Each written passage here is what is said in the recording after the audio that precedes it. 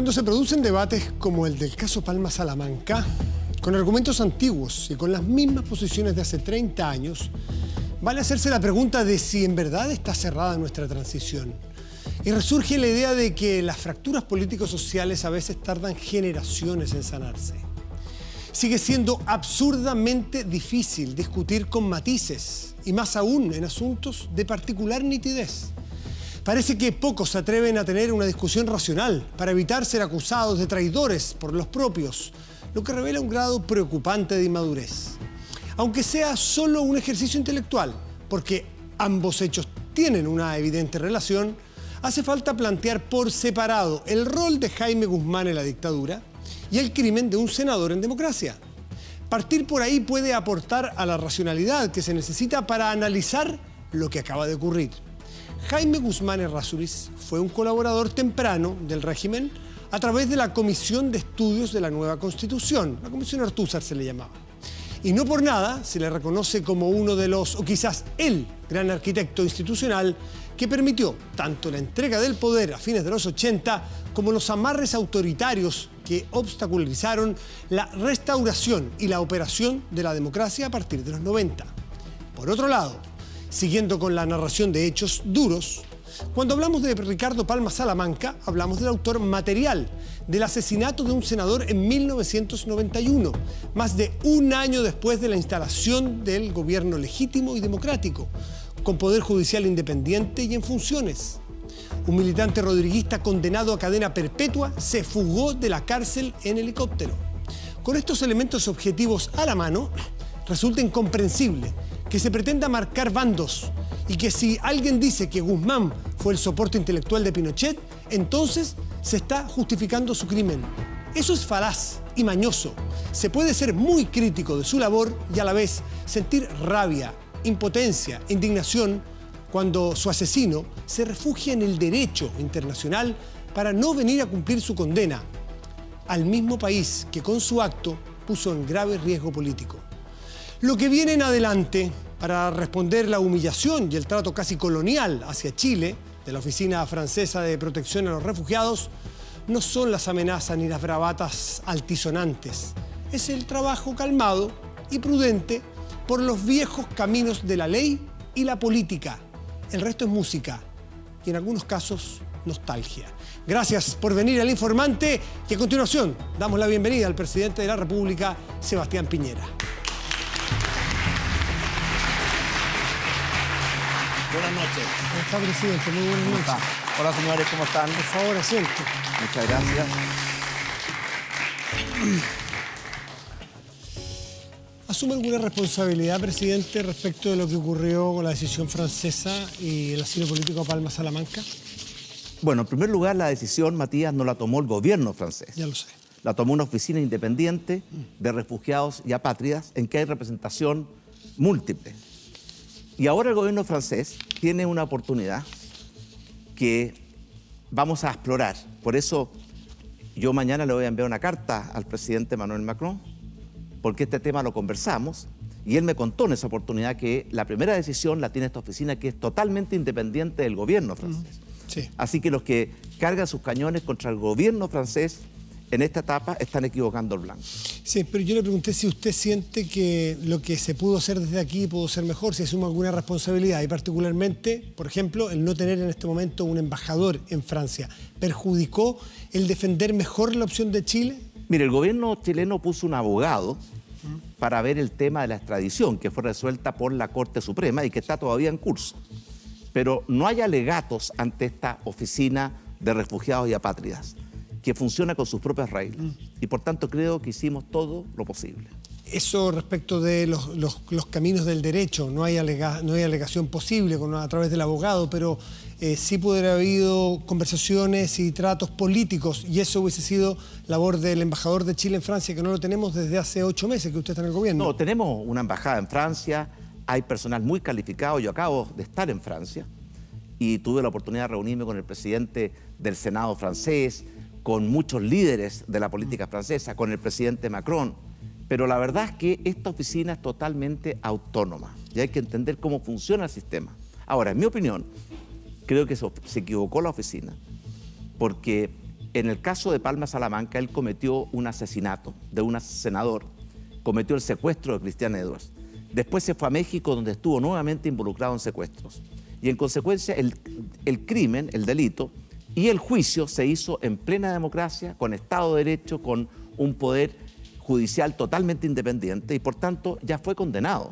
Él se fugó de la cárcel. Claro, lo que le estamos pidiendo como gobierno de Chile a Francia es que funcione el tratado de extradición que tenemos los dos países para que él pueda cumplir su pena en Chile, con todas las garantías que el Estado de Derecho y la democracia chilena le otorga. ¿Usted siente de alguna manera que esta oficina francesa está expresándole al mundo que en Chile no hay Estado de Derecho? ¿Usted se siente humillado? Bueno, a mí me sorprendió la decisión de la oficina francesa. Ahora, no conocemos todavía los fundamentos, los vamos a estudiar con mucha atención para ver los pasos a seguir.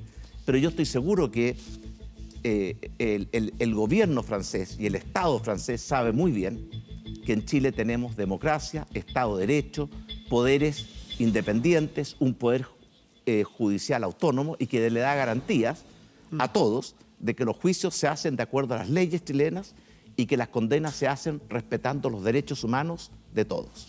¿Es posible, yo lo planteaba en la editorial recién, hacer matices en la evaluación que usted tenga del accionar de Jaime Guzmán en época de la dictadura, a la cual usted se opuso, y algo totalmente distinto, que es un crimen a un senador de la República, se llame Guzmán o se llame como se llame?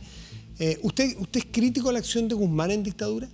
Bueno, por supuesto que yo tenía posiciones distintas a Jaime Guzmán en los tiempos del gobierno militar, del régimen militar o de la dictadura, como usted quiera llamarlo. Dictadura. Pero una cosa distinta es que si en plena democracia se comete un asesinato, Sí.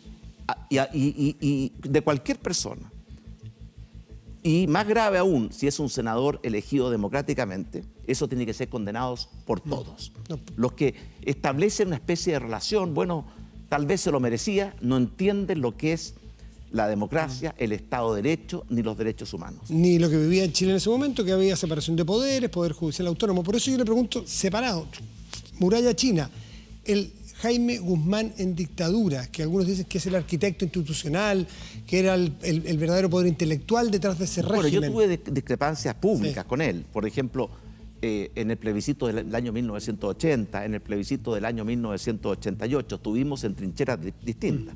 Pero una vez que recuperamos la democracia, fue precisamente para que los derechos humanos fueran respetados para todos. Si empezamos a decir que un crimen es válido porque discrepo políticamente con la víctima, entramos al mundo de la barbarie.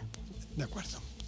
Pasemos de la sequía legislativa a la tormenta legislativa, así por todas partes, proyectos, muchos proyectos. Siento que lo que tiene ahí es el proyecto que no me lo quiso mostrar, pero me dijo que ahí tiene el proyecto que entrega mañana al Congreso. Efectivamente, este es el proyecto de ley que va a permitir una reforma y una modernización con un solo objetivo: mejorar las pensiones de todos los chilenos, pero en forma muy especial, con más intensidad, con más rapidez, de los más vulnerables, de las mujeres, de la clase media y de los que posterguen voluntariamente su permanencia en la fuerza de trabajo. A ver si el director puede acercar un poquitito, porque está todo subrayado y manuscrito, pero usted le hizo anotaciones, ¿todavía está haciéndole correcciones al proyecto? Bueno, yo leo los proyectos importantes en detalle, página a página, como se ve aquí. Sí, ahí se ve. Y por supuesto que hago algunas observaciones que las vamos a incorporar mañana y vamos a enviar mañana el proyecto al Congreso. ¿Esta reforma de pensiones podría ser como la nave madre de su gobierno? ¿Podría ser lo que deja como la gran misión? Sí. Matías, yo no estoy de acuerdo con eso de la sequía, ni tampoco del vendaval legislativo. Esas son caricaturas. Figura. Durante los primeros 6 meses estuvimos abocados a cosas muy importantes, urgencias que habían sido desatendidas y que no podían seguir siendo postergadas.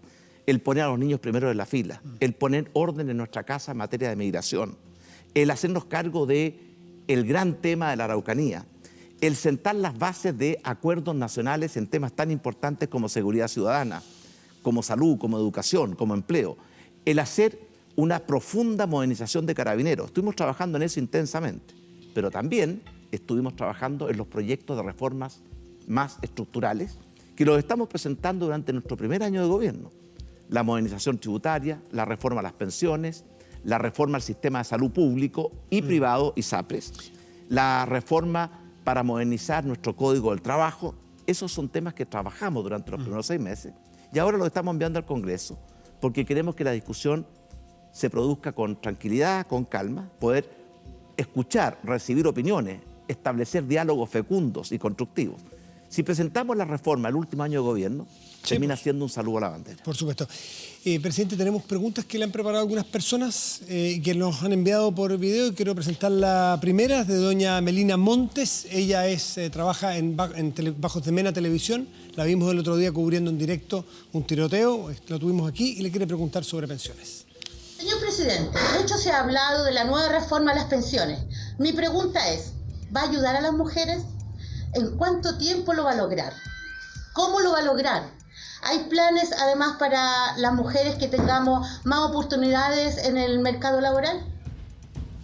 Bueno, todo el sentido, el objetivo, el norte de la reforma a las pensiones es mejorar las pensiones de todos. El sistema de pensiones en Chile tiene 2 pilares. El pilar contributivo, el esfuerzo que cada trabajador hace para crear un ahorro previsional que financie su pensión. Ese pilar contributivo lo vamos a fortalecer porque los empleadores tendrán que hacer un aporte de su cargo adicional al ahorro de sus trabajadores de un 4% que se suma al 10%. Y por tanto, ese 4% va a ir a la cuenta de ahorro de cada trabajador. Vamos a hablar sobre ella, pero sobre las mujeres en particular, Melina le pregunta. Ahora, eso va a beneficiar a las mujeres, por supuesto, porque van a recibir 4% más. Pero además tenemos el pilar solidario y estamos haciendo un enorme esfuerzo fiscal, 3.500 millones de dólares adicionales en régimen. Esto no se hace de un día para otro, para mejorar la pensión básica, que la reciben 600.000 chilenos, que va a crecer gradualmente 10% en forma inmediata, apenas apruebe la ley, y hasta 50% en el tiempo según la edad, para mejorar el aporte previsional solidario, que reciben las pensiones hasta 307.000 pesos, y lo vamos a expandir hasta en un 70%, va a llegar a cerca de 500.000 pesos. Pero adicionalmente a eso hay un nuevo pilar solidario que es como un segundo piso del pilar original, que es para beneficiar a las mujeres. Por ejemplo, una mujer que tiene 16 años de cotización o más y que pertenece a la clase media, va a recibir 5.000 pesos adicionales de pensión por cada año que supere esos 16 años de cotización. O sea, si cotiza... Si tiene 26 años, va a tener tiene 50.000 pesos más. Si tiene 35 años, ¿cierto? Va a tener casi 100.000 pesos más. Luego las mujeres están en el corazón de nuestra reforma por una razón muy simple. La mujer está muy castigada, Matías, en nuestro sistema previsional actual, porque tiene sueldos más bajos, porque tiene muchas lagunas previsionales. ¿Y por qué?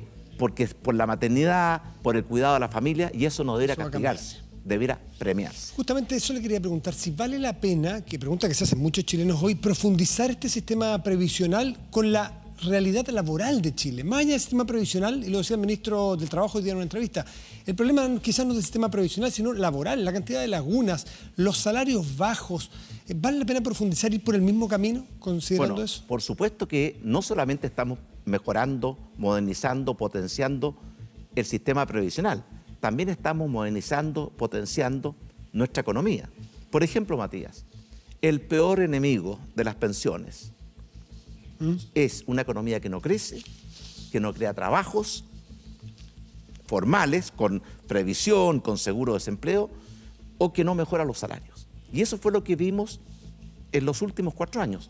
En nuestro primer gobierno creamos más de 1 millón de nuevos empleos. Eso significó que mucha gente, en lugar de tener desempleo o lagunas, pudo trabajar. Pero ahora la economía no se ha recuperado como usted esperaba y el desempleo también está más alto de lo que estaba incluso en campaña, y usted criticó a la presidenta Bachelet en algún momento, es decir, las cosas van más difíciles de lo que usted creía. Bueno, por supuesto, Matías, que el desarrollo integral, inclusivo, sustentable, no es fácil. La mejor prueba de ello es que muy pocos países lo han logrado, pero lo estamos buscando, y déjeme darle algunos pronósticos para este año. Yo creo que este año la economía chilena va a crecer sobre el 4%, es decir, mucho más que el doble de lo que creció en el gobierno anterior. Vamos a crear 160.000 a 180.000 nuevos empleos de mejor calidad. La inversión que había caído permanentemente en el gobierno anterior va a crecer en torno al 7%. Es decir, buenos tiempos económicos. Usted dice, no ve complicación hacia adelante. No, pero Matías, le estoy diciendo que... Es que no se lo digo solo en Chile. Uriel Rubini, que usted conoce, que es un economista muy prestigiado, dice que vienen tiempos muy complejos, no solo para Chile, Es para verdad. la economía mundial hacia adelante. Grandes recesiones. Rubini, que es un gran economista, ha estado en Chile, Sí. invitado por nosotros en más de una oportunidad, y va a venir probablemente a fin de año, porque lo que queremos hacer es anticiparnos a lo que viene. Y efectivamente, Matías, hay dificultades. Por ejemplo, la guerra comercial entre China y Estados Unidos está afectando a la economía mundial entera.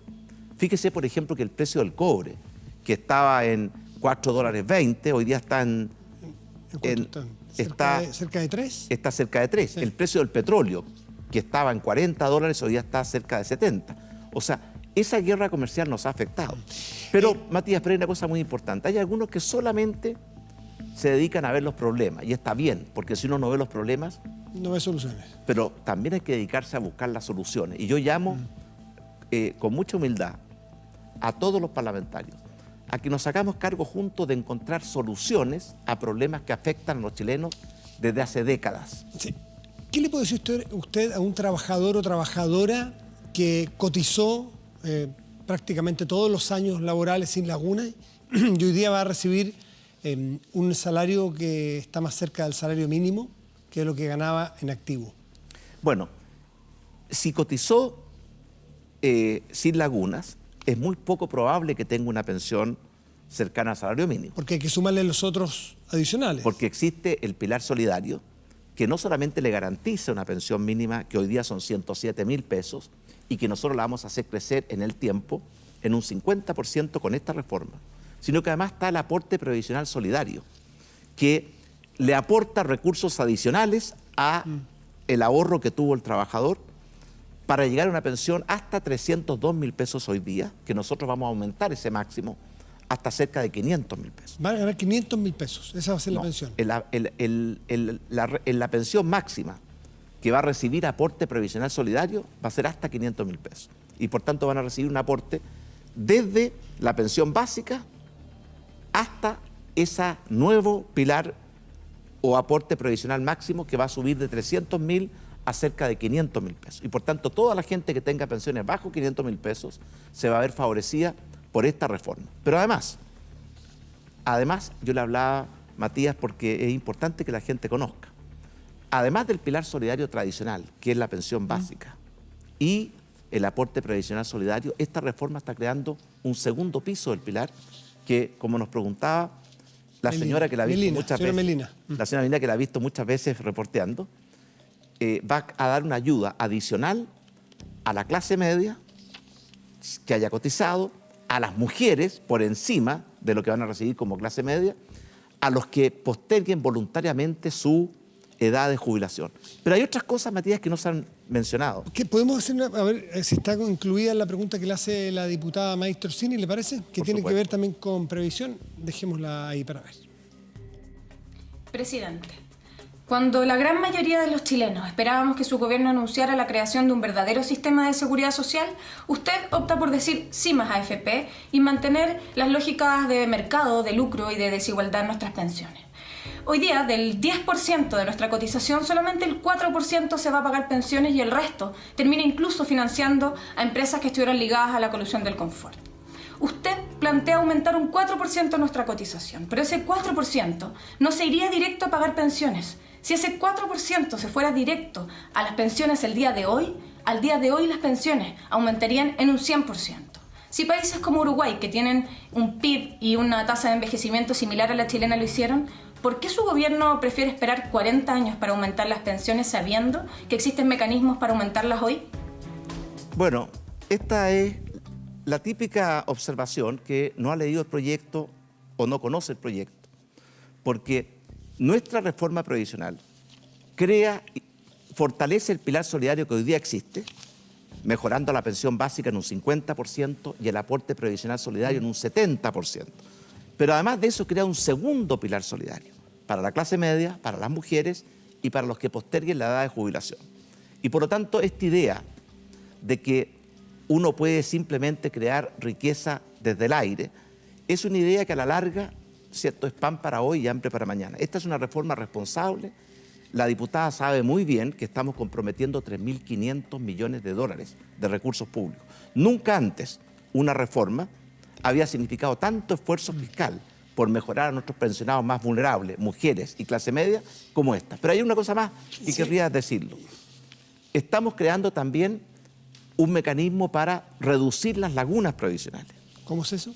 Por ejemplo, la Sala Cuna Universal va a permitir a las mujeres, que son las que tienen las mayores lagunas previsionales, incorporarse en mejor forma a la fuerza del trabajo, porque van a compatibilizar el mundo del trabajo con el mundo de la familia. Además, si una persona está desempleada, hoy día no solamente quedaba sin trabajo, quedaba sin cotización previsional. Esas son las lagunas. Esta reforma establece que el seguro de desempleo le va a cotizar mientras esté desempleado y, por tanto... ¿Sin límite? ¿Sin límite de tiempo?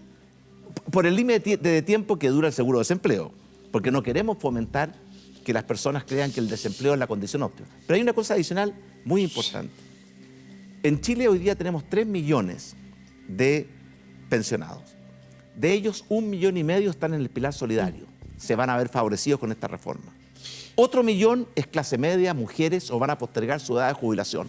Es decir, 2,5 millones de personas se van a ver favorecidos de 3 millones de pensionados con esta reforma previsional. Presidente, si eso no es solidario, entonces ¿qué lo es? Sí. Y lo último, muy importante. Déjeme preguntarle... Pero después muy breve, que es muy importante para la gente.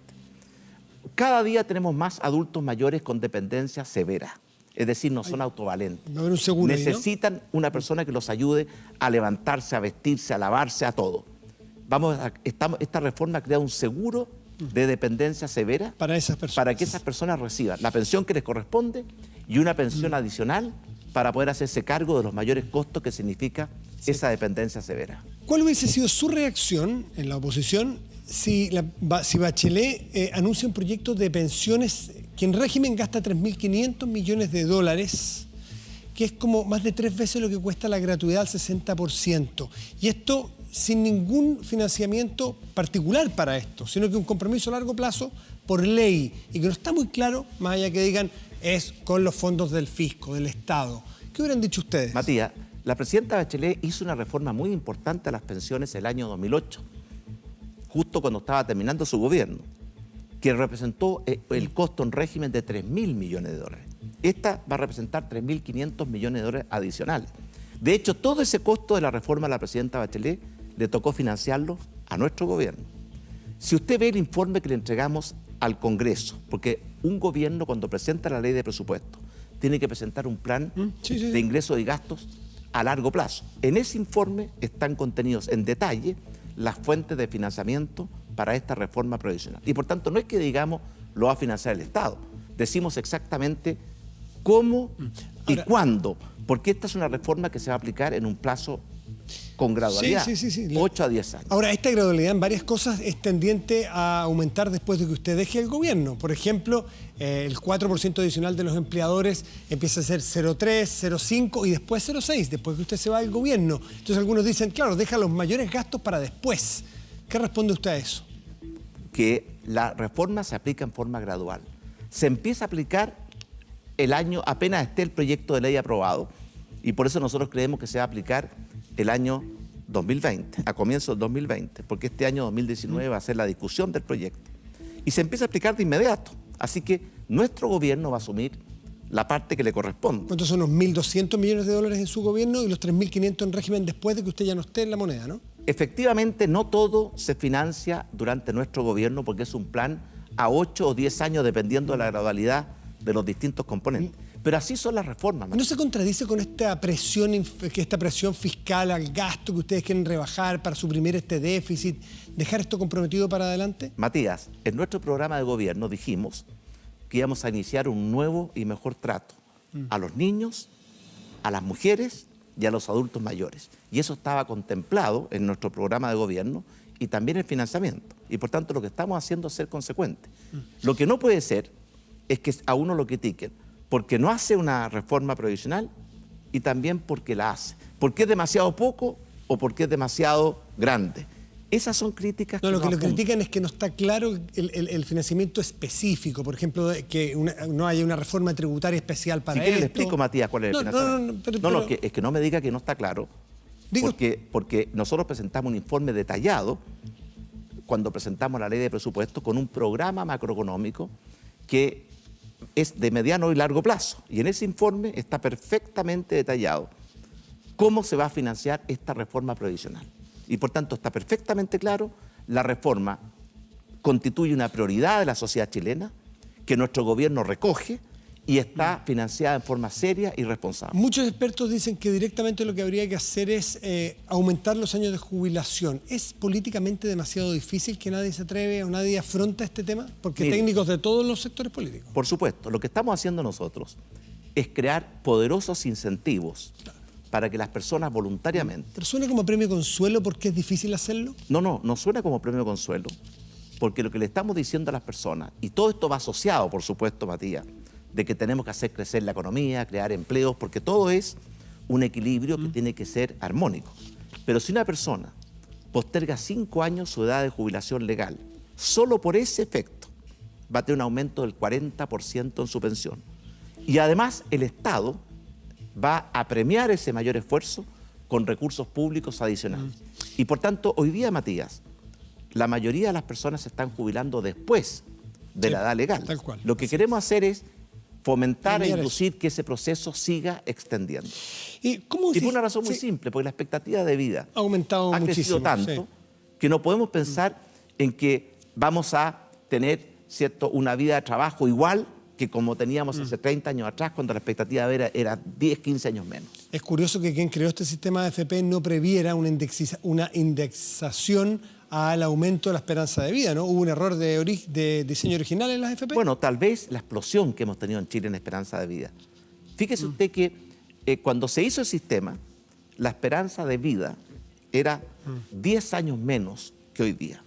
Y efectivamente, si hubieran sido más visionarios, deberían haber puesto un sistema. Una de las cosas que queremos discutir en la discusión en el Parlamento es que una comisión vaya ajustando los parámetros del sistema previsional según la expectativa de vida, según el ahorro necesario. Pero es un detalle que se le fue. ¿Usted conversó con su hermano, que es el creador de esto, alguna vez para hacer esta reforma? Porque él conoce muy bien. Bueno, en esos tiempos... ahora que está haciendo esta reforma, ¿ha podido conversar con él? En esos tiempos teníamos un sistema de reparto que estaba absolutamente quebrado, que era tremendamente discrecional, que a unos pocos, los más poderosos, los con más influencia, los premiaba en forma absurda y castigaba a la inmensa mayoría.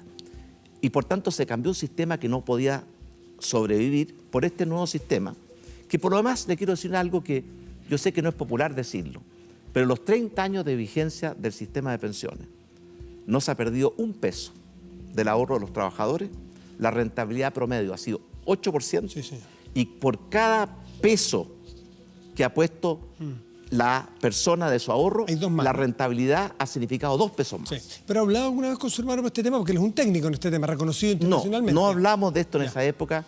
¿Y ahora? Tampoco. Perfecto. ¿Cómo se explica que el 4% adicional, que van a poner los empleadores, sean administrados por entidades distintas a la AFP y también las AFP, pero el 10% no se le toca a la AFP? Algunos sostienen que se le está ayudando, defendiendo a la AFP y que no está promoviendo la real competencia, porque es difícil que el 4% elijamos ponerla a alguien que nos cobra si la AFP lo pueden hacer gratis. Bueno, en primer lugar, Matías, hoy día tenemos 6 AFPs. ¿Sí? Modelo, Capital, Plan Vital, Hábitat, Cuprum, Provida. Pero yo le voy a dar una primicia. Y viene una séptima. Se va a incorporar una nueva muy próximamente. Y esperamos que esta reforma, que reduce las barreras a la entrada, permita ingresar a más instituciones a la industria de administración de los fondos de pensiones del 10% y del 4%. Ya, pero ¿por qué sigue siendo ese 10% solo para la AFP y sobre el 4% es competencia? No. ¿Por qué no me hacen elegir a mí por el 14% mío? Le digo de inmediato. En primer lugar, este nuevo sistema va a tener una política de inversiones más flexible, de forma tal de mejorar la rentabilidad. ¿Usted sabe, Matías? ¿Más riesgosa? Bueno, siempre, para ser franco, uno asume más riesgos para tener mayor rentabilidad. Pero si uno diversifica ese riesgo y pone los huevos en muchas canastas, logra compatibilizar las dos cosas. Pero le voy a decir algo que la gente tal vez la va a sorprender. Si logramos aumentar en un 1% la rentabilidad de los fondos de inversiones, las pensiones en el largo plazo aumentarían por ese solo factor en un 25%. Así que, por ejemplo, Hoy día las AFP no pueden invertir en instrumentos como derivados. Y hay muchos instrumentos muy rentables que las AFP están prohibidas de ¿Y invertir. estas otras AGF sí van a poder? Sí lo van a poder. Y dentro de las instituciones que ya van a poder entrar a este 4%, y que también pueden entrar al 10%, basta con crear una AFP. Pero van a haber cooperativas de ahorro y crédito, administradoras generales de fondos, compañías de seguro, mutuales o cajas de compensación, etcétera. Y la propuesta, perdón, de Solange Bernstein hace un tiempo de la cuarta edad, de a partir de los 85 años establecer un seguro, cosa de tener certeza y que no vayamos creciendo según crezca la esperanza de vida. ¿Lo has estudiado? Esta modernización o reforma de pensiones considera eso, porque la pensión va a crecer en el tiempo a medida que se va implementando en plenitud, pero además, cuando la persona va teniendo más edad. Por ejemplo, la pensión de una persona de 70 años va a ser mayor que la de los 65. De los 75 mayor que los 70. Y por tanto estamos recogiendo esa inquietud de que a mayor edad hay más problemas de vejez, de enfermedad y se requiere más recursos. Está recogido en esta reforma. Y las Fuerzas Armadas, ¿por qué dos Chiles en el mundo de las pensiones? ¿Por qué no se le entra también a las Fuerzas Armadas que tienen muchas mejores pensiones en el sistema antiguo, garantizadas? Yo sé que tiene que ver con una estructuración o reestructuración más amplia, pero ¿en algún momento usted se arriesgaría a pedir que las Fuerzas Armadas se integren al sistema que tenemos todos los chilenos? Matías, las Fuerzas Armadas tienen una carrera más corta y tienen características especiales, pero yo le encuentro razón a las personas cuando dicen que el Estado gasta más en las pensiones de los uniformados, que son 150.000, que en el pilar solidario que beneficia a 1,5 millones. Y eso no está bien. Por eso que nosotros estamos trabajando, y yo lo he anunciado, en extender la carrera militar. ¿Qué deberíamos esperar dentro de su periodo de gobierno? Que vamos a extender la carrera. ¿Cuántos años? Hoy día la carrera militar dura 30 años. Sí, señor. O sea, una persona que entra a los 20, a los 50 se puede jubilar con la totalidad de su renta. Si entra a los 25, a los 55 años se puede jubilar. En plenitud de la vida, cuando está siendo capaz de seguir aportando, vamos a extender la carrera militar de 30 a 35 años, con lo cual van a estar más tiempo en las Fuerzas Armadas, van a cotizar más y eso va a significar un alivio importante para los recursos fiscales. ¿Y eso cuándo va a ser? ¿Va a ser realidad dentro de su gobierno, usted cree? Nosotros vamos a enviar el proyecto de ley, no solamente dentro de nuestro gobierno, muy próximamente. ¿Y se van a pasar al sistema de AFP o van a seguir en el sistema de reparto ellos? No, ellos al tener una carrera más larga, van a cotizar más tiempo y por jubilarse más tarde van a tener menos periodo de pensión y por tanto eso va a significar un ahorro importante para los recursos públicos que van al sistema. Pero no van a entrar, no van a migrar algunos de manera mixta al sistema de capitalización individual. Este sistema está hecho para los militares con Capredena y las fuerzas de orden y seguridad en DIPRECA. Sí. Y eso hay muchas razones de por qué es así. Pero sí, Matías, nuestro gobierno va a enfrentar ese tema para que sea el aporte fiscal se distribuya en forma más equitativa entre las personas más vulnerables, clase media, mujeres, y el mundo de las Fuerzas Armadas. Oiga, a propósito de Fuerzas Armadas, ¿estamos viendo episodios de corrupción o una cultura de corrupción? Que los viajes, que los sobreprecios, que las sobrecargas de cuando envían maletas, de que, en fin, de que un montón, los vamos viendo como de manera separada, pero a uno se le empieza a armar un mapa que uno no se lo imaginaba, esta cultura y esta forma. El segundo hombre del ejército, devoluciones de pasajes y sobreprecios. Bueno, la verdad es que hemos tenido casos, mira lo que pasó en Carabineros. Sí, pues, por eso le digo. Mira lo que pasó con las compras de la ley reservada del cobre. Mira lo que pasó con las compras de botas y de uniformes. Ahora lo que pasa con los pasajes. El diagnóstico que nosotros tenemos es que la autonomía de las Fuerzas Armadas en materia de probidad y buen manejo de los recursos públicos es excesiva.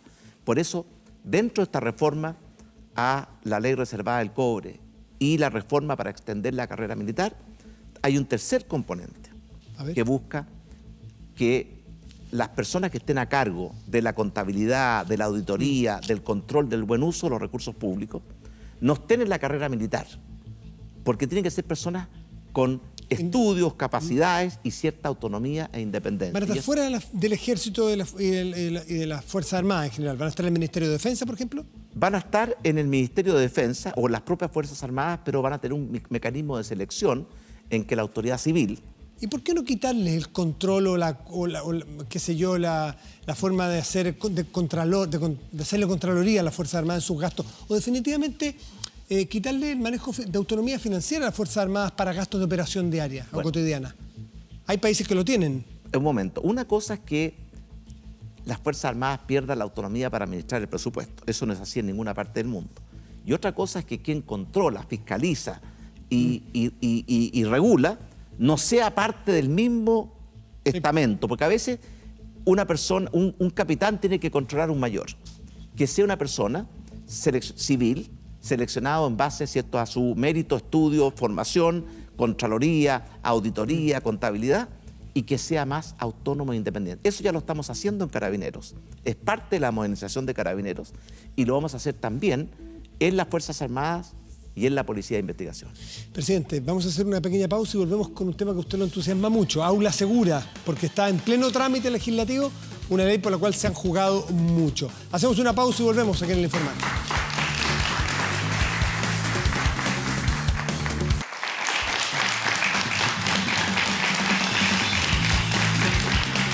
Ya estamos de vuelta en El Informante con el presidente de la República, Sebastián Piñera. Presidente, ¿quedó satisfecho con lo aprobado en el Senado en Aula Segura? Bueno, el proyecto, a mi juicio, es absolutamente urgente, necesario, porque la violencia que estamos viviendo en los establecimientos educacionales es simplemente inaceptable y está poniendo en riesgo la calidad de nuestro sistema educacional. El proyecto ingresó, la Comisión de Trabajo del Senado lo mutiló, pero después el Senado lo restableció y lo mejoró. Por eso estoy contento y quiero agradecer a los senadores porque siento que hicieron un buen aporte para mantener la naturaleza del proyecto y perfeccionarlo.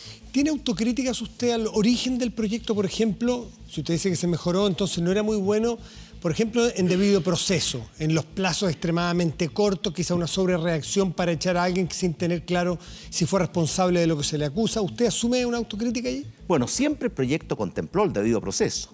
La suspensión tiene que ser inmediata porque si un alumno le tira una bomba molotov al profesor, no puede estar a los 10 minutos sentado en la misma sala. Pero mejoramos el debido proceso. Y eso es un aporte del Senado, y para eso está el Senado, para mejorar los proyectos de ley. Y además se extendió la ley a otros actores de la comunidad, más causales y más actores. Por ejemplo, que otras personas también pueden atentar contra la seguridad de la comunidad escolar. Pero que un alumno, que no es alumno, yo creo que está disfrazado de alumno y que es delincuente. Porque para mí, una persona que tira bombas molotov a sus profesores, que destruye su propio establecimiento educacional, que rocía con benzina a sus propios compañeros o profesores, no es un estudiante, es un delincuente y tenemos que sancionarlo porque de lo contrario vamos a terminar muy mal. ¿Y se arrepiente del trato que le dieron desde el gobierno? Porque estaban teniendo todo el apoyo popular, las encuestas entiendo que ustedes manejaban, estaban en más del 80% de aprobación ciudadana a este proyecto, más allá de los detalles. Se les pasó un poquitito, se pasaron de rosca un poquitito con algunos parlamentarios que defendían que el proyecto no era bueno.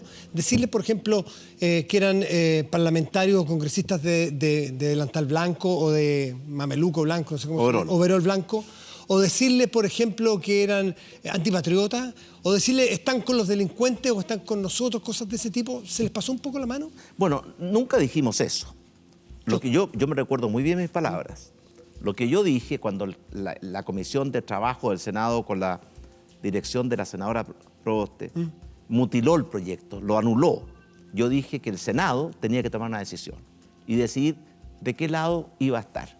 No dije que iban a tomar la decisión equivocada, al revés, yo lo dije con mucha confianza, porque yo creo en la buena voluntad de los senadores, de los diputados para mejorar las leyes. Y de hecho el Senado tomó una decisión, a mi juicio, muy correcta, mejoró el proyecto, mantuvo su naturaleza y yo lo aprecio y lo agradezco. Ya, pero no será solo usted, su gobierno, algunos ministros y algunos parlamentarios de su sector sí hablaron de parlamentarios de overol blanco y sí hablaron de están con la delincuencia o están con los delincuentes o están Parlamentario de overol blanco no lo escuché nunca. Eso me parecería una exageración. Sí, según dijo el otro día aquí Ricardo Lagos Weber, sí lo había dicho, me parece que era el diputado Alessandri. Bueno, usted no lo escuché. Ya, pero usted siente que de alguna manera se destempló. Acusar a un parlamentario de overol blanco, es decir, acusarlo de delincuente, me parece a mí que no corresponde. Ya. ¿Y de los que están en contra de mi proyecto están con los delincuentes era un poquito mucho? No, lo que yo creo que sí es importante es que ese proyecto era necesario, era urgente. No podemos seguir tolerando, porque siempre que hay estos hechos de violencia, alguien dice, es que hay una causa primaria. Con ese criterio nunca vamos a combatir la delincuencia. Y lo que la gente, Matías, lo que más me pide la gente en la calle es que tengamos manos firmes con los delincuentes. Y si no tenemos manos firmes con los que tiran bombas molotov, que pueden matar a profesores o a carabineros o a compañeros, o rocían con benzina a sus propios profesores, entonces no estaríamos cumpliendo con nuestro deber, porque el gobierno tiene la obligación de hacer todo lo que esté a su alcance para darle seguridad, tranquilidad y paz a nuestros compatriotas. Usted lo escuchó, pero el jueves 18 de octubre los diputados Alessandri y Coloma sí trataron a diputados del Frente Amplio como diputados de overol blanco. ¿Usted no está de acuerdo con eso? ¿Está bien? No estoy de acuerdo, no lo había escuchado. Está bien.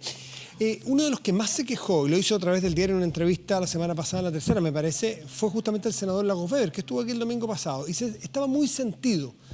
Y si uno considera que todo indica que él fue uno de los senadores que más acercó posiciones para, usted dice, mejorar en definitiva el proyecto, y él se sintió muy maltratado por usted. Es más, dijo que usted degradaba de alguna manera la institución presidencial al hacer eso. Bueno, no comparto esa apreciación del senador Lagos Weber.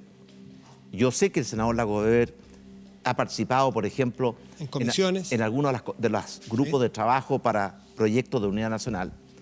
Pero yo dije en alguna oportunidad, cuando alguien amenazó con negar la sal y el agua, amenazó con rechazar las ideas de legislar de todos los proyectos que venían del gobierno, que eso no era una actitud patriota. Y siempre he hecho una distinción, Matías, pues yo creo de verdad, y quiero decir lo que pienso. Yo creo que en la oposición hay dos almas, dos formas de enfrentar al gobierno. Uno busca desde su posición, con sus ideas y principios, colaborar para que al país le vaya bien. Y hay otra que piensa que su tarea es hacer lo posible para que al gobierno le vaya mal. ¿Y cuál prima? Yo no estoy de acuerdo con la segunda. Obvio. Y sí creo que la primera es más sana, es más fecunda. ¿Y Ricardo Lagos Weber es de los que están en la primera, es de los que lo ayuda a usted a generar consensos y eso? Yo creo que el senador Lagos Weber ha sido un senador colaborador, pero esa apreciación que hizo, que usted acaba de recordar... Sí. La podemos ver porque está por ahí la gráfica. No es necesario verla, pero no la comparto para nada. Y creo que no es la forma de referirse... Es que él se sintió, lo dijo aquí, se sintió que yo soy de los que colabora, dice, y nos tratan de esta manera. Entonces... Pero él se puso el sayo siendo que no le correspondía. Porque yo acabo de hacer una distinción. Sí, la escuchamos. Y por tanto yo pondría al senador Lagos entre los que quieren colaborar. Pero sus palabras reflejan que no comprendió mis propias palabras. Está muy bien. Pasemos al campo internacional, en algunos temas que son también de súper interés hoy día. Bolsonaro. Y uno inmediatamente con ese nombre que es tan particular, uno se imagina muchísimas cosas. ¿Cómo piensa actuar el presidente de Chile si el futuro presidente de Brasil, Jair Mesías Bolsonaro, empieza a parecerse en algo al de campaña o al que era diputado, al que hacía esas frases que francamente son para salir arrancando, que prefería la tortura o la muerte en vez de la tortura, en fin, ese tipo de cosas? Matías, yo lo he dicho varias veces, yo no comparto frases que ha dicho Bolsonaro a lo largo de su historia contra los homosexuales o las comunidades distintas o contra ciertas razas o etnias o incluso su defensa de conductas poco democráticas.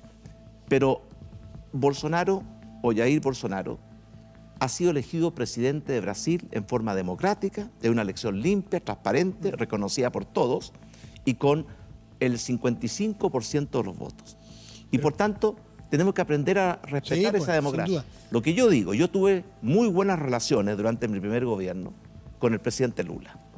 Y voy a hacer lo posible por tener muy buenas relaciones durante nuestro segundo periodo de gobierno con el presidente Bolsonaro. De hecho, le voy a dar un anticipo. Cerramos ya el acuerdo de libre comercio con Brasil. Y por tanto, muy próximamente vamos a firmar ese acuerdo de libre comercio y lo vamos a enviar al Congreso. Estamos en conversaciones con el gobierno brasilero y por supuesto también con el presidente electo, Jair Bolsonaro, para la integración física, para los corredores bioceánicos, para colaborar en materia de ciberseguridad.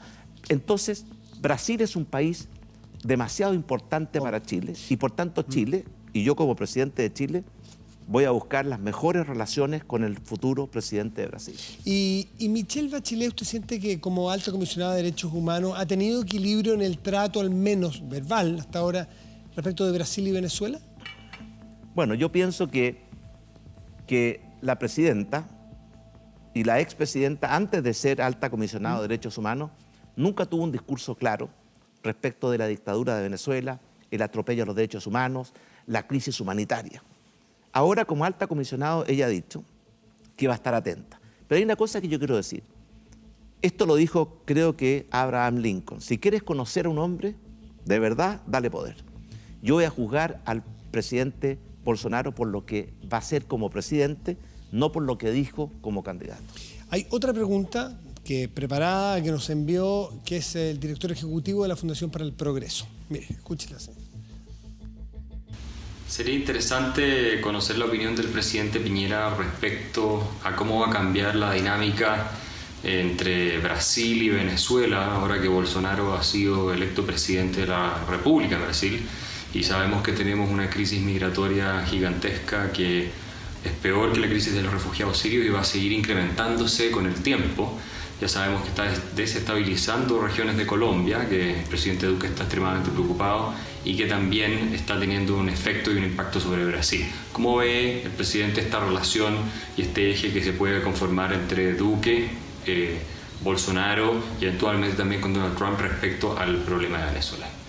Bueno, el problema venezolano yo lo llamaría la tragedia venezolana. Un país que era el país más rico de América Latina, que tenía una democracia que estaba a la altura de lo que eran las condiciones de América Latina, esté hoy día en medio de una dictadura, sin separación de poderes, con presos políticos, sin respetar los derechos humanos, que a ciertas personas aparentemente los tiran del 10º piso de la oficina de seguridad, la famosa Bridim, y que además tiene una crisis humanitaria en que los venezolanos están muriendo literalmente por falta de alimentos o por falta de medicamentos. Para mí es una tragedia.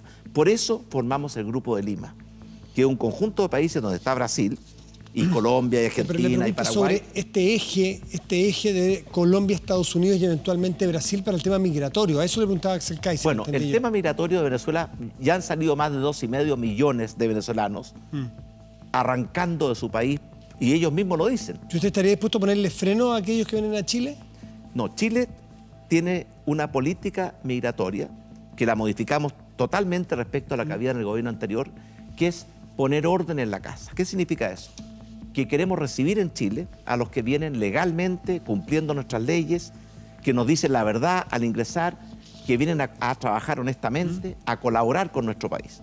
Pero queremos cerrar las puertas a aquellos que entran rompiendo y quebrantando nuestras leyes, los que entran en forma ilegal, los que cometen delitos, los narcotraficantes, los miembros del crimen organizado. Esa es nuestra política y por eso en los últimos tiempos hemos dado muchas visas a venezolanos y dentro de ello una cosa curiosa, son personas con alto capital humano, son muchos médicos, médicos especialistas, ingenieros, que yo siento que van a hacer un aporte significativo a nuestro país. O sea, usted ni de cerca con esa política de Trump, que dice Axel Kaiser que está muy preocupado el presidente venezolano, colombiano, ni lo que uno pudiera esperar a lo mejor de Bolsonaro. Uno puede ser prejuicioso, Trump, ni de cerca entonces. El presidente Trump lo que ha dicho es que ingresan a Estados Unidos aquellas personas que de acuerdo a las leyes americanas pueden ingresar y no quiere que ingresen en forma ilegal por la frontera que tiene Estados Unidos. Ha hecho más cosas, separado familia, ha dicho que podría responderle a las piedras con armas de fuego. Efectivamente dijo,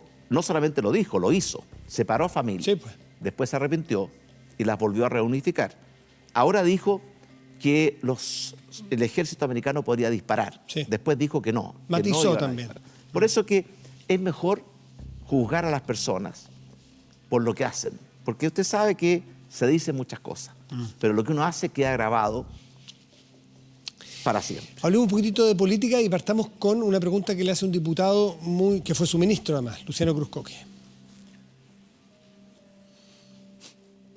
Presidente, muy buenas noches. El país le entregó un mandato con un 54% de los votos, que es una votación altísima para que usted dirigiera los destinos del país por los próximos 4 años. Sin embargo, nos encontramos en un país muy desconfiado. Desconfiado de la política, desconfiado del Congreso, desconfiado del Poder Judicial, desconfiado de las empresas, desconfiado de la Iglesia. ¿Cómo se hace para gobernar un país con estos niveles de desconfianza? ¿Qué labor le cabe a la Presidencia de la República, a nuestra coalición? ¿Qué labor le cabe también a la oposición para generar las condiciones para tener un país con mayor confianza y mayor cohesión? Bueno, es verdad lo que dice Luciano Cruzcoque de que hay una crisis de confianza, y por buenas razones.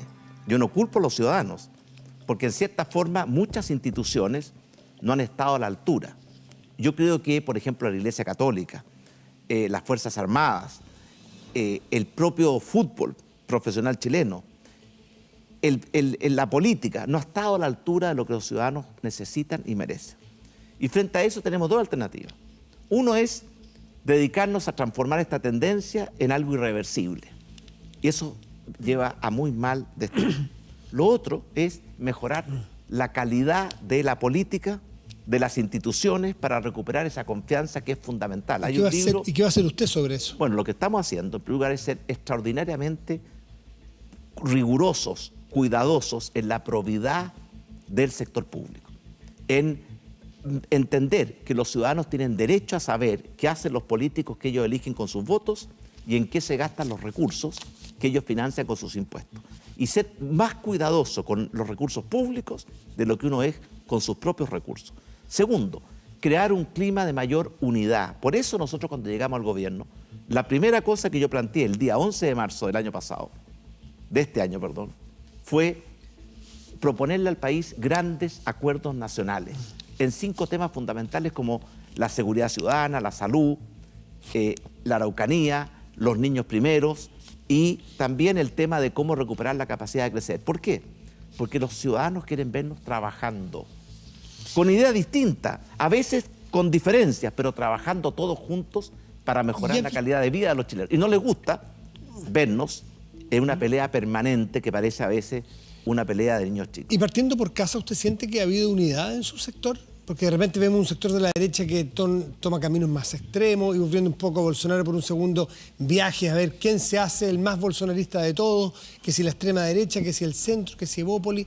¿Usted se Bueno, por supuesto que Chile Vamos no es un convento, no, tampoco un regimiento, pero déjeme decirle, Matías, sumando y restando, yo quiero reconocer, valorar y agradecer, porque siento que Chile Vamos ha sido una coalición unida, que a veces expresa sus diferencias y que ha colaborado con lealtad. ¿Más que en su primer gobierno? Más que en mi primer gobierno. En su primer gobierno tuvo serios problemas con su ex partido, fundamentalmente, ¿no es así? ¿Esta vez no ha tenido esos problemas? No, yo creo que Chile Vamos ha aprendido de sus errores del pasado y que se ha transformado en una coalición que siente la responsabilidad, no solamente de ser gobierno. Si nosotros, además de ganar las elecciones en diciembre del año pasado por un 54, y tanto %, recibimos un mandato que era cumplir nuestro compromiso, nuestra misión y nuestro proyecto. Y estamos tratando de cumplir ese mandato. Y al mismo tiempo, como no tenemos mayoría ni en la Cámara ni en el Senado, entendemos muy bien que tenemos que dialogar. Y yo le puedo decir a usted, en la modernización tributaria, en la reforma previsional, en la reforma a la salud, vamos a estar abiertos al diálogo, a los acuerdos, a perfeccionar los proyectos. Claro, en el primer gobierno dicen algunos que usted cerró muchas filas con la UDI, en vez de RN, que era su partido, y que no tuvo buen trato con ellos. Algunos dicen que usted se ha ido derechizando, pero usted es una persona más bien de centro y más liberal en algunos temas, sobre todo económicos. Dígame una cosa, ¿se siente cómodo en una derecha que a ratos se extrema en lo que viene hacia adelante? Que a veces toma posiciones que yo no me lo imagino usted tomándolas. ¿Se siente cómodo ahí? No, yo me siento cómodo con Chile Vamos, sí. ¿Completo? Bueno, obviamente que no estoy de acuerdo con todo lo que dice cada uno de los partidos. No, estar de acuerdo y sentirse cómodo, ¿no siente que a veces...? Me siento cómodo porque siento que el debate al interior es un debate respetuoso, es un debate con lealtad, es un debate constructivo, y eso lo aprecio y lo agradezco. Pero hay una cosa muy importante. Yo siento que tanto la centroizquierda como la centroderecha aprendieron de sus errores del pasado. Déjeme recordarle 2 cosas. En la década de los 60, la izquierda no valoraba la democracia. legitimaba la violencia en la política. Estaba muchas veces por la vía armada. Creía que había que destruir la democracia con los votos o con el fusil o con las balas, según cuál fuera más rápido. Aprendió de esos errores. Yo también creo que la centro-derecha en el pasado no tenía suficiente preocupación por los temas sociales o por los temas de derechos humanos o por los temas emergentes como los temas de igualdad entre hombres y mujeres, y también aprendió. Y por la democracia tampoco. En Chile la derecha no tenía mucho valor por la democracia. Bueno, la derecha chilena históricamente... No, después, porque ya, usted pero hizo históricamente la derecha chilena tuvo un tremendo compromiso con la democracia. ¿Se debilitó durante el periodo 73-90? Sí, se debilitó. ¿Se debilitó? Se debilitó. ¿O le dio la espalda directamente a la democracia? Usted sabe por qué se quebró la democracia, porque también aquí hay que decir la verdad. No es que los militares enloquecieron el 11 de septiembre del 73. La democracia venía enferma de mucho antes, de descalificaciones, de falta de capacidad de diálogo, de odiosidades, de violencia. Pero yo estoy de acuerdo con usted que la derecha o la centro-derecha hoy día, Chile Vamos, es una coalición política que está 100% comprometida con la democracia, con la justicia social, con los derechos humanos, con los temas emergentes como la igualdad entre hombres y mujeres, con la protección del medio ambiente, y esa es la centro-derecha con la cual yo me siento cómodo. Hay esta imagen que tenemos aquí, de las definiciones de Chile Vamos, tiene que ver también con otra imagen que yo le quiero mostrar de recorte de un diario, a ver si la tiene, señor director, que a partir de ella yo le quiero hacer preguntas sobre lo que viene de un ministro suyo en tour, on tour, Alfredo Moreno on tour. Pasa de la Araucanía con temas que suenan muy fuertes, que tienen caja de resonancia potente, luego el Compromiso País, y lo vimos esta semana, hace unos días, juntándose con Felipe Berríos. Mire, ahí está Felipe Berríos y una visita que no era privada necesariamente, porque había prensa, se invitó toda la prensa. Hay algunos que dicen que, bueno, y de hecho algunos ya lo plantearon como candidateable, como presidenciable. Y entonces la tuvieron más. Otros judíos dijeron, no, Andrés Chadwick. Otros dijeron, no, Joaquín Lavín, que está hace tiempo arriba en las encuestas. ¿Se desató la carrera presidencial en la derecha ya? Mire, Alfredo Moreno es ministro de Desarrollo Social de este gobierno. Y lo que él está haciendo, y lo está haciendo muy bien, es implementar las políticas sociales de nuestro gobierno. Por eso él ha trabajado en el Plan Araucanía, en el programa Compromiso País. Pero yo le puedo decir de inmediatamente, es prematuro, es equivocado desatar hoy día la carrera presidencial. Este gobierno todavía no completa sus primeros 8 meses. Pero ese es su juicio. Yo le estoy preguntando si usted siente que de alguna manera ya se están poniendo en el partidor algunos pingos. Bueno, yo no sé qué está en la cabeza de cada uno. Napoleón decía que en la mochila de cada mariscal estaba el bastón de emperador. A lo mejor algunos tienen legítimas expectativas, pero yo les digo, lo mejor que pueden hacer, si tienen esas legítimas expectativas, no es transformarse en candidatos, sino que hacer muy bien su trabajo como ministros, como senadores, como dirigentes. Porque yo no voy a permitir que ningún ministro pretenda utilizar un ministerio para una carrera o candidatura presidencial. ¿Ha visto algunos esbozos de eso? Francamente, no. Ahora, obviamente, que muchas veces los que hacen esto, como usted mismo lo dice, es la propia prensa, que dice... Moreno invitó a la prensa. Él no fue ahora, muy piolita. Un momento, que el ministro de Desarrollo Social se reúna, entiendo que fue en La Chimba, en Antofagasta, sí, señor, con el padre Felipe Berríos, es algo parte de su trabajo. Ahora, la prensa dice, este puede ser candidato, Mire, la verdad es que eso es parte de la cultura de nuestro país, pero es una mala cultura, porque no elegimos un presidente y ya estamos pensando en el próximo. ¿Es parte del éxito suyo el que lo suceda a alguien del mismo sector? Definitivamente es parte de nuestro objetivo. El verdadero éxito de nuestro gobierno es hacer un buen gobierno, cumplir con nuestros compromisos de campaña, mejorar la calidad de vida de los chilenos. Pero evidentemente que a mí me gustaría que el próximo gobierno continuara con esta obra y con esta misión, pues yo estoy absolutamente convencido de que este es el camino correcto para Chile. Y estamos sacando a Chile de un periodo largo de estancamiento, en que crecíamos muy poco, en que no invertíamos, en que la productividad era negativa, en que creábamos pocos empleos y muy precarios, y eso lo queremos cambiar, porque si no logramos crecer, crear empleos, invertir, innovar, emprender, mejorar la productividad, nada de nuestro programa de gobierno o de las aspiraciones de mis compatriotas se va a cumplir. Vamos a hacer la última tanda, presidente, a la vuelta con dos temas que son distintos a los que hemos tocado, pero también de muchísimo interés ciudadano. Pausa y volvemos a El Informal.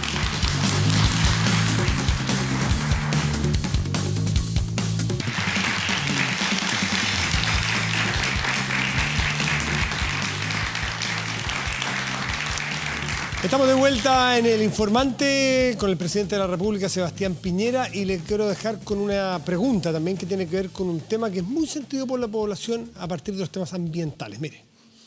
En Chile existen 5 zonas de sacrificio: Tocopilla, Mejillones, Huasco, Puchuncaví, Quintero y Coronel. En todas ellas hay termoeléctricas a carbón que en algunos casos llevan más de 50 años en funcionamiento. Son centrales térmicas viejas, obsoletas y que contaminan el territorio y su gente. En ese contexto, señor presidente, queremos preguntarle, y sumándonos a la voz de otras organizaciones ciudadanas, si su gobierno estaría dispuesto a comenzar inmediatamente la eliminación de las termoeléctricas a carbón para concluir el año 2025. Y así que todos nos sumemos a la campaña Chao Carbón. Flavia. Doña Flavia Liberona le pregunta. Bueno, Flavia tiene mucha razón. En Chile tenemos 28 centrales termoeléctricas a carbón, muchas de ellas muy antiguas. Y el carbón es el combustible más contaminante. Pero le tengo buenas noticias a Flavia. Ya llegamos a un acuerdo con las empresas eléctricas para que no se construya ninguna central a carbón adicional, salvo que logren demostrar que son capaces de capturar el 100% del carbono o el dióxido de carbono que emiten. Y por lo tanto, yo espero que vamos a experimentar a partir de ahora una reducción en el tiempo del número y el aporte que hacen las centrales a carbón, y vamos a aumentar las energías renovables no convencionales. Sol, viento, geotermia, mareomotriz. Pero hay una cosa muy importante, que no es solamente las termoeléctricas, también tenemos que cambiar el sistema de transporte público. Por eso estamos muy comprometidos con pasar del transporte público con combustible diésel o gasolina al transporte público eléctrico. Perdón. Y para eso le quiero decir, Matías, que Chile hoy día, creo yo, es o va a ser dentro de este año, después de China, el país con más buses eléctricos en el mundo. Y la electrificación del sistema de transporte público va a ser un tremendo aporte a la descontaminación, descongestión, salud de las personas. Y finalmente, más temprano que tarde, vamos a tener que eliminar la leña como combustible. Por eso para mí fue una gran noticia hace una semana atrás cuando abrimos la llave del gas y se reinició la exportación de gas de Argentina, 10 millones de metros cúbicos de gas al día, que pueden llegar a 30 millones. Cuando tengamos esa fuente de energía, vamos a poder reemplazar el carbón, el petróleo y también la leña. Ya, pero usted dice que hay 28 centrales térmicas a carbón. Y usted ha dicho que se ha comprometido que ninguna más en su gobierno. Pero de las 28 que hay, ¿hay algún calendario para ir eliminando, para ir sacándolas? Que entiendo que es la pregunta de Flavia. Bueno, durante nuestro primer gobierno, por primera vez, le pusimos normas de emisión a las centrales termoeléctricas y a las fundiciones que no tenían. Y por lo tanto, lo que yo espero es que estas inversiones que están aprobadas por gobiernos anteriores vayan desapareciendo a medida que cumplen su vida útil y vayamos reemplazando carbón por energía solar, por energía del viento, por energías limpias y renovables. ¿Usted no se compromete entonces a bajar el número, se compromete a no aprobar nuevas? No. Le acabo de decir que esto no es que el presidente no dispone, cierre esta planta, abra esta planta. No, por supuesto que no. Lo que el gobierno hace, ya lo hicimos, fue poner normas de emisión para las centrales termoeléctricas.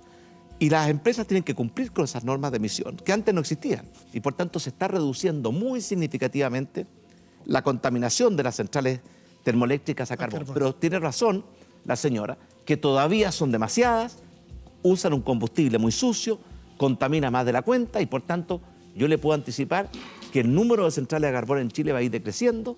No podemos hacerlo de la noche a la mañana, Matías, porque las centrales a carbón es lo que se llama energía base.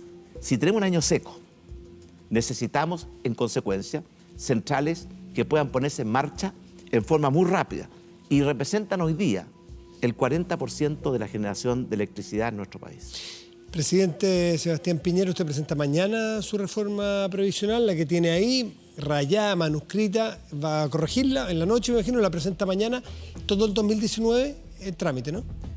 Vamos a presentar mañana, por supuesto que vamos a enviar una en limpio, sí, un poco más pero limpiecita efectivamente yo siempre leo con mucha detención la versión final de los proyectos y hay algunas correcciones que van a mejorar el proyecto que las vamos a incorporar. ¿Se va a demorar todo el 2019 en la discusión? Bueno, eso depende del Congreso. A mí me gustaría que se aprobara lo antes posible y quiero pedirle a los parlamentarios que, por supuesto, no pretendemos que aprueben el proyecto tal como está. Para eso está el Congreso, para que discutan, aporten, mejoren los proyectos. Pero les quiero pedir que lo hagamos con buena voluntad, que lo hagamos en forma constructiva, que lo hagamos con un sentido de urgencia, porque hay 2,5 millones de pensionados chilenos que se van a beneficiar con este proyecto de ley y yo creo que no podemos tenerlos esperando más de la cuenta. Presidente Piñera, muchas gracias por estar en el Informante esta noche. Gracias, Matías. A ustedes los queremos despedir y dejar invitados para la próxima semana, 7 días más Informante con la actualidad aquí en TVN. Muy buenas noches, gracias por venir.